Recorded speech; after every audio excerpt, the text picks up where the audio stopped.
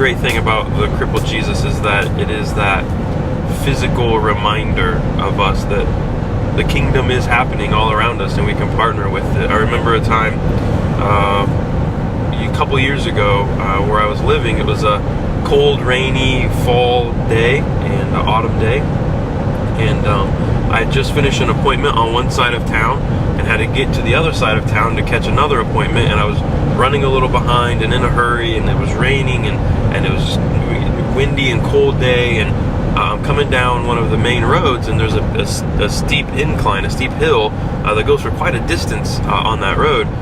And as I'm driving down the road, I see off to my right-hand side on the sidewalk a man in a wheelchair. And I'll never forget, he had a black hoodie on with the hood over his head, and he was an amputee. He was missing one leg, and with his one good leg, he was pushing himself up the hill backwards in the rain to get up to the top of the hill to continue on wherever he was going. And I wish I could say that I thought I stopped and helped get him in my car and took him where he needed to go, but I'm sure there was a very important church meeting or a very important ministry meeting, strategy about how we can serve the poor and help Jesus and his kingdom here and all of that. And so I wish I could even say that I thought about stopping and helping him, but I was so late and I was so determined to get to my destination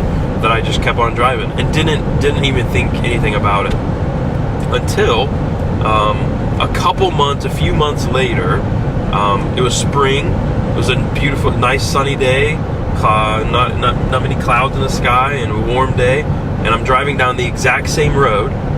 I've come just to the bottom of that hill, bottom of that incline, and I look to my left-hand side, and I see this figure, this lump of something laying on the corner, and I see arms waving. It's just odd. It shouldn't be on this road at that corner. And so I slow down and I look and I see a wheelchair, an electronic, a mechanized wheelchair, tipped over with a man laying in the grass right on the curb, right at the corner of this street. So I stopped and I turned in and blocked the road so that no one would come by as he was laying really close to the edge of the road, and flagged another car down, and they stopped and pulled over, and together we lifted the man up. We called an ambulance. We got him in his seat.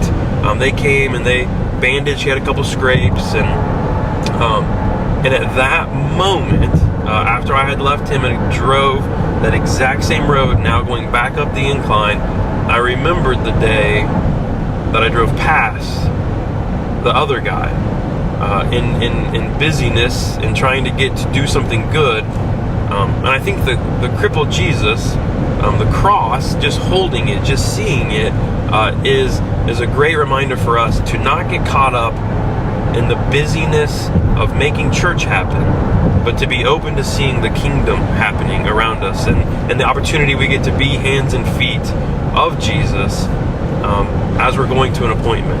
As we think we're going to strategize and plan to do that, the real need is happening. The real need is laying on the side of the street or pushing themselves up the street with one leg in a wheelchair in the rain, and we miss it. But then there are those moments when we see the need and we react to it, and that's the hope we can find in crippled Jesus, and in that reminder to be that, to live that expression of the church and of the gospel out in our world today.